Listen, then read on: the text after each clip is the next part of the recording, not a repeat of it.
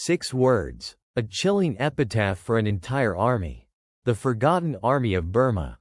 It describes a force of nearly 1 million men, fighting a brutal war in an unforgiving land, their sacrifices largely overshadowed by the distant European theater. They faced an enemy regarded as invincible in the jungle, a terrain that swallowed men and machines whole, under a command structure riddled with doubt.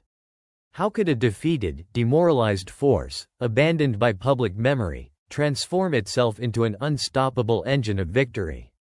The year is 1942. The Allied forces in Southeast Asia face utter catastrophe. Imperial Japan sweeps through the region, seemingly unstoppable. In this maelstrom of defeat, a man named William Slim emerges.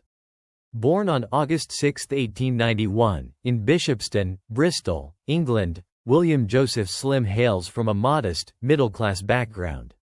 His father's commercial failures mean that Slim, unlike his elder brother, cannot afford a university education, instead working as a primary school teacher and a clerk for an engineering firm. He finds his path to a commission through the University of Birmingham Officers Training Corps, joining the Royal Warwickshire Regiment in August 1914 at the outbreak of the First World War. Slim serves with distinction at Gallipoli, where he is severely wounded, and later in Mesopotamia, earning a military cross. After the Great War, he secures a permanent commission in the Indian Army in 1918, beginning a slow, steady rise through the ranks. By March 1942, now an acting lieutenant general, William Slim commands the Burma Corps, consisting of the 17th Indian Infantry Division and the 1st Burma Division. This multinational force, heavily outnumbered and outmaneuvered by the highly mobile Japanese, is engaged in a desperate fight for Burma. The situation is dire. The Japanese have already seized Rangoon, the capital, and are relentlessly pushing north. Slim's immediate task is not victory, but survival, to conduct a fighting withdrawal of 900 miles to the safety of India. This grueling, 5-month retreat, through dense jungle and over treacherous mountains, becomes the longest continuous retreat in British military history. The Burma Corps loses 13,000 men out of 42,000, along with most of its equipment, including 122 of its 150 field guns and hundreds of vehicles. What made William Slim remarkable was his unwavering commitment to his soldiers, even in defeat. He ensured the retreat did not collapse into a rout, maintaining military control and saving thousands of lives. He is known as a soldier's soldier, a leader who inspired confidence without resorting to grand displays. The retreat from Burma in 1942 leaves Allied forces in the region shattered and demoralized. Thousands of British, Indian, and Burmese soldiers, ravaged by disease and exhaustion, straggle into India, leaving Burma entirely under Japanese control. The psychological impact is profound. The British and Indian troops are beaten, puzzled, and resentful, their confidence in themselves and their commanders severely eroded. They fear the jungle, hate the country, and question the purpose of their fight. This sentiment solidifies the moniker, the Forgotten Army. The challenges facing William Slim and the newly formed 14th Army in 1943 are monumental. The theater itself is a formidable enemy. Burma's landscape is a vast expanse of dense, malarial jungle, crisscrossed by towering mountains and swollen rivers. Movement is a constant struggle, with primitive tracks turning into impassable quagmires during the annual monsoon rains. These torrential downpours effectively halt major campaigning for half the year, transforming the environment into a breeding ground for disease. Malaria is rampant, affecting a staggering proportion of the troops, but scrub typhus and dysentery also inflict devastating casualties, often claiming more lives than enemy bullets. Compounding these physical obstacles is the skepticism from higher command. The Burma Campaign is consistently a low priority for resources and attention, overshadowed by the war in Europe. The Allied strategic focus in the theater often diverges. American efforts prioritize keeping China in the war by opening supply routes like the Lado Road and airlifting supplies over the Hump to Kunming, while the British primarily aim to defend India and eventually reclaim Burma. These differing objectives create friction and further complicate resource allocation. Slim's first experience after the 1942 retreat is not promising. Appointed to command 15th Corps in the Arakan region in April 1943, he finds himself sidelined by General Noel Irwin, the Eastern Army commander, who takes personal control of the initial advance. The resulting Arakan campaign is a disaster. British forces, lacking the tactical ability to overcome well-entrenched Japanese bunkers, are halted at Donbek. In this campaign, the British suffer 3,000 killed and seriously wounded, more than twice the Japanese casualties. Morale plummets to its lowest ebb, with one report stating that the entire 14th Indian Division is, for practical purposes, a psychiatric casualty, subsequently spending the rest of the war as a training division in India. The fallout from this debacle leads to Irwin's dismissal and Slim's appointment as commander of the newly formed 14th Army in October 1943. The enemy, the Imperial Japanese Army, appears almost invincible in this environment. Their initial victories in 1942 demonstrate superior jungle warfare tactics, mobility, and a fierce determination to fight to the death. They hold a significant moral ascendancy over the dispirited Allied troops. The Japanese control Burma, a vital strategic objective for them, as it cuts a critical supply link to China and protects their other occupied territories in the Pacific. They also see it as a potential springboard for an invasion of British India. The Allied forces face not just a determined enemy, but a deeply ingrained belief in Japanese invincibility within the jungle. No one believes a successful offensive, let alone a complete reconquest, is truly possible.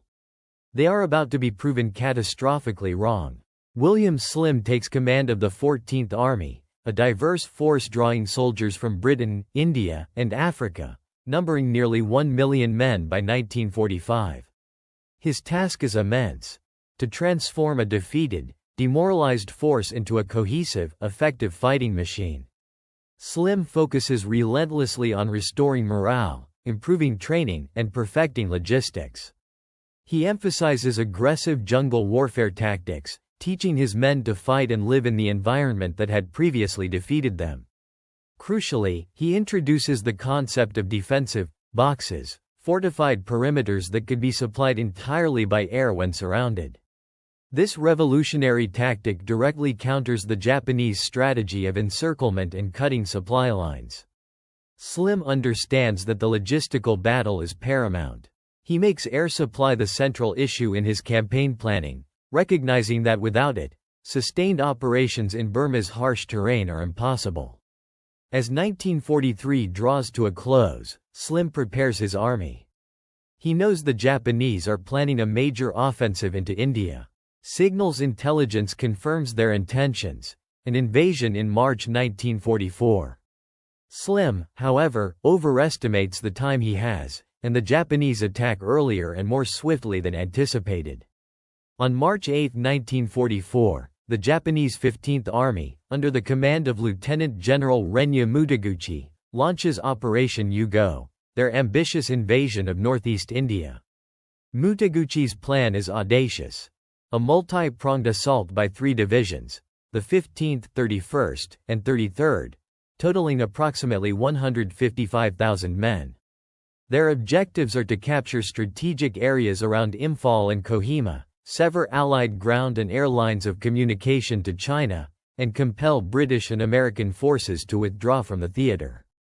Mutaguchi harbors even grander ambitions, aiming not just for Imphal but also Dimapur, 120 miles further north, a vital railhead. The Japanese strategy relies on a rapid advance, expecting to capture Allied supply depots and live off the land as they penetrate deep into India. The offensive begins with stunning tactical surprise. Japanese forces quickly engage two forward Indian divisions, compelling them to fight their way back to safety. The speed of the Japanese advance threatens to break through unprepared Commonwealth lines and open the road to India. Within the Japanese high command, the mood is one of aggressive confidence. Lieutenant General Mutaguchi Renya, commander of the 15th Army, is a driven man, convinced of his army's invincibility in the jungle. His orders for Operation Yugo emphasize speed and self-sufficiency. He believes the British and Indian forces are soft, demoralized, and incapable of sustained resistance once their supply lines are cut. Intelligence reports from Japanese reconnaissance units suggest widespread disarray among Allied troops. Mutaguchi's plan assumes that by encircling key Allied positions like Imphal and Kohima, he can force their surrender through starvation and isolation. He dismisses concerns about his own extended supply lines, believing his men's fanatical spirit and ability to forage will overcome any logistical challenges. The Japanese leadership views the British reliance on air supply as a sign of weakness, an unsustainable method of warfare in the harsh Burmese environment. They are convinced that the Allied airfields will be quickly overrun, and the forgotten army will once again be forced into a humiliating retreat, leaving India vulnerable. This unwavering belief in their own tactical superiority and the enemy's fragility fuels their aggressive advance, blinding them to the fundamental shifts Slim has engineered within the 14th Army. They failed to grasp that the British and Indian soldiers are no longer the same force they routed in 1942. The main clashes erupt around the cities of Imphal and Kohima. Slim's defensive plan is daring. He allows the Japanese to advance, drawing them into a concentrated area around the Imphal plain, while ensuring the vital airfields within the perimeter remain secure. This fighting retreat is designed to exhaust the attacking Japanese force and stretch their already precarious supply lines to breaking point. In late March 1944, the Japanese 15th Army surrounds the 150,000-strong 4th Corps near Imphal and Kohima, effectively severing overland routes for reinforcement and supply. The vast Imphal plain, encompassing approximately 600 square miles, becomes the anchor of the Allied defenses, centered on 6 crucial airstrips. One of the decisive moments occurs at the village of Sangshak, where on March 19, 1944, the Japanese 15th and 31st Divisions clash with the 50th Indian Parachute Brigade. For 4 to 5 days, the Anglo-Indian troops hold a significant Japanese force, fighting fiercely and prolonged. This delay proves vital, allowing British and Indian reinforcements to reach Kohima before the Japanese. The battle for Kohima, commencing in April 1944, becomes one of the most brutal close-quarter engagements of the war. Faced by 15,000 Japanese, the British and Indian troops of the Kohima garrison establish a tight defensive perimeter on Garrison Hill. From April 5 to April 18, the fighting rages, with only the width of a tennis court separating the two sides in one sector. The defensive perimeter shrinks to a shell-shattered area only 350 meters square. Imagine being one of those soldiers, dug into the earth, the enemy just yards away, knowing that every inch of ground lost means the end. The sheer proximity of death, the constant threat of a Japanese charge, the relentless bombardment. If you had been one of those defenders at Kohima, surrounded and outnumbered, with the enemy just a tennis court away, would you have found the will to hold your ground? Tell me in the comments. Despite being cut off by land, the Allied forces at Imphal and Kohima are sustained by a massive aerial resupply effort. Transport aircraft, primarily C-47s, brave enemy fire and treacherous weather to drop tons of food, ammunition, and medical supplies. This continuous flow of supplies is the lifeline that prevents the surrounded garrisons from collapsing.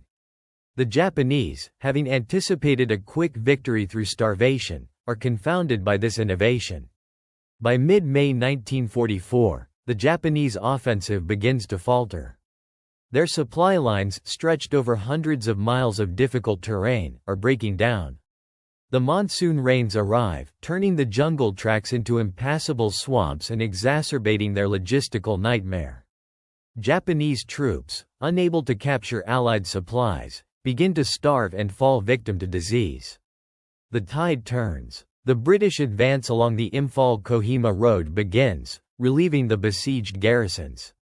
Around Imphal, the immediate danger from the north and east recedes. The Japanese, once the aggressors, are now on the defensive. The battles of Imphal and Kohima result in a catastrophic defeat for the Japanese army.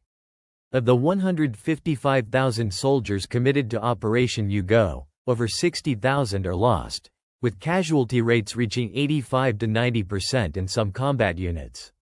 Many of these losses are due to starvation and disease, not direct combat. It is the greatest defeat ever inflicted on the Japanese army to that point in the war. Mutaguchi is subsequently relieved of command and forced into retirement. The victory at Imphal and Kohima provides the springboard for the Allied reconquest of Burma.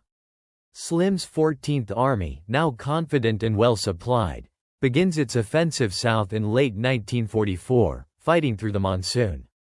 Improvements to Allied lines of communication, including increasing the capacity of the Northeast Indian Railways from 600 tons to 4,400 tons a day by October 1944, further bolster their efforts. Allied air superiority allows for continued aerial resupply and close air support. Slim's strategy for the reconquest is bold.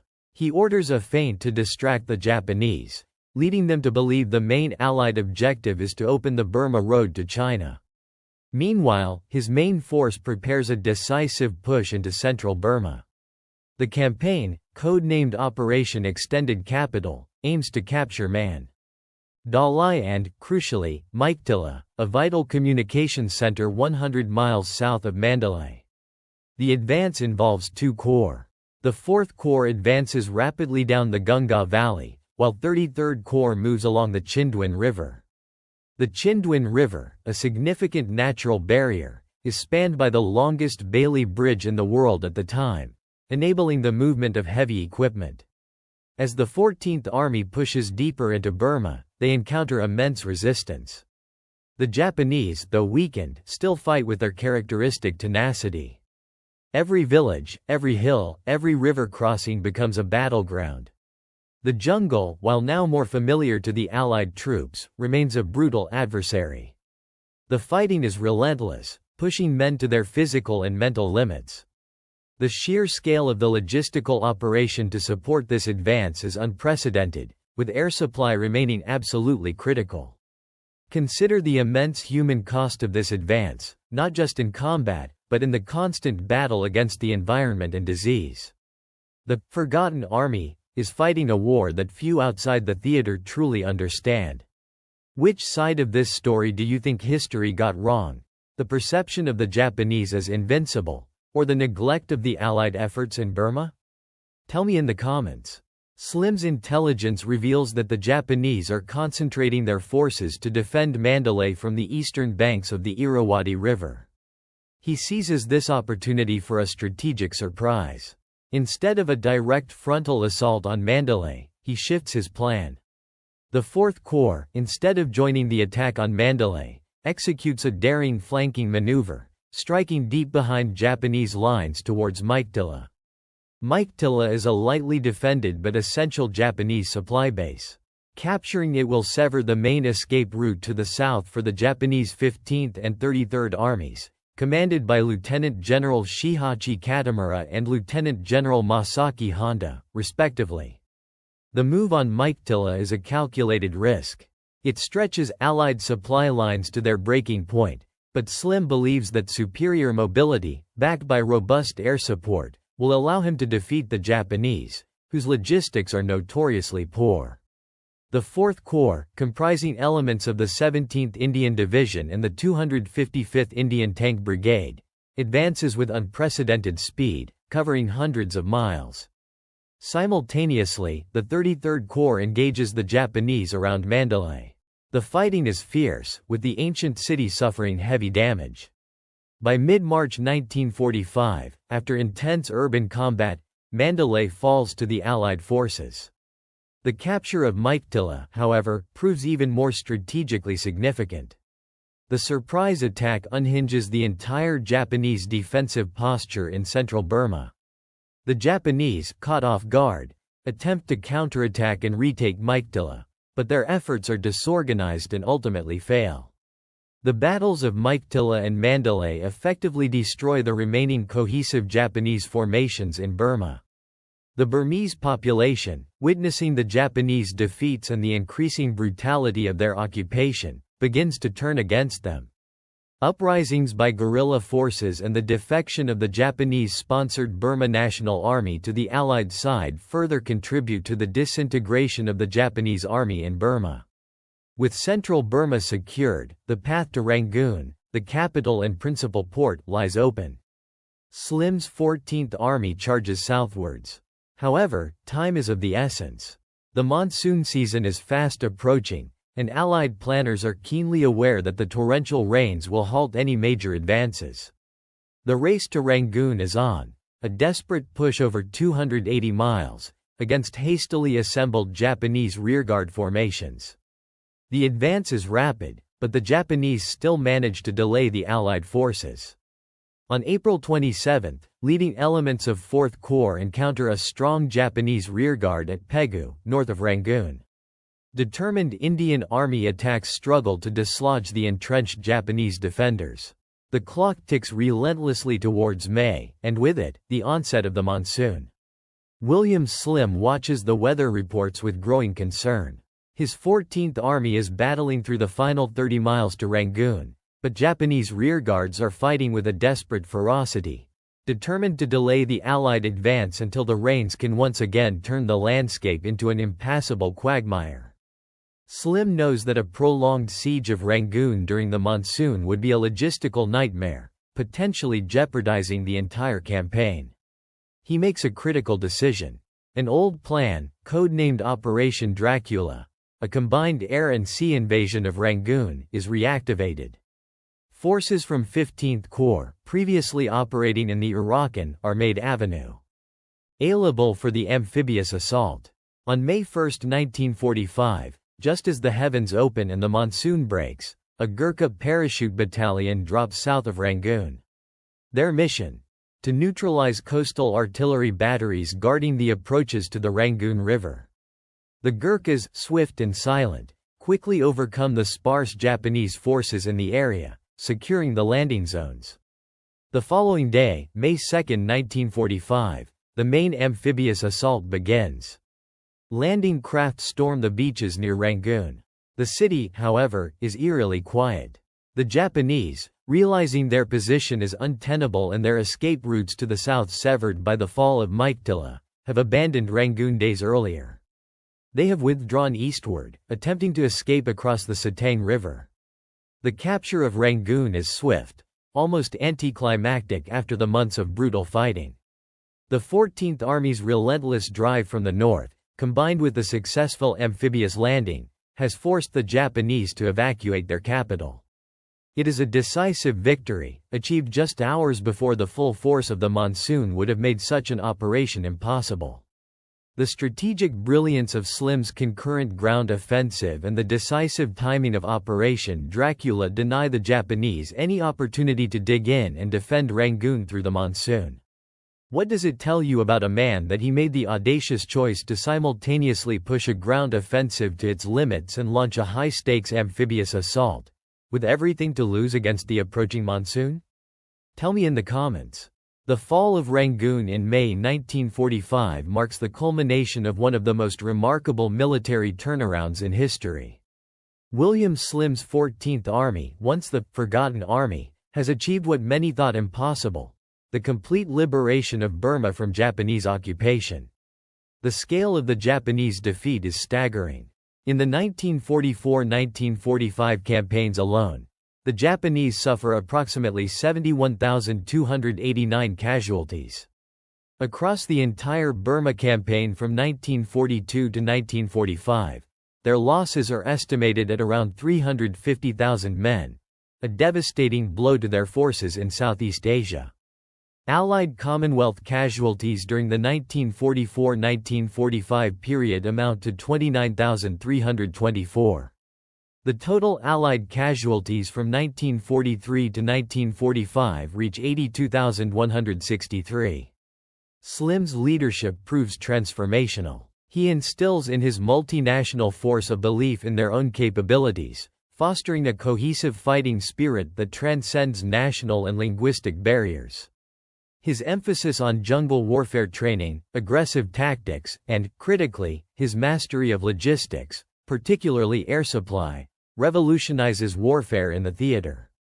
The Allied ground campaign in Burma from mid-1943 to 1945 is effectively underwritten by air supply.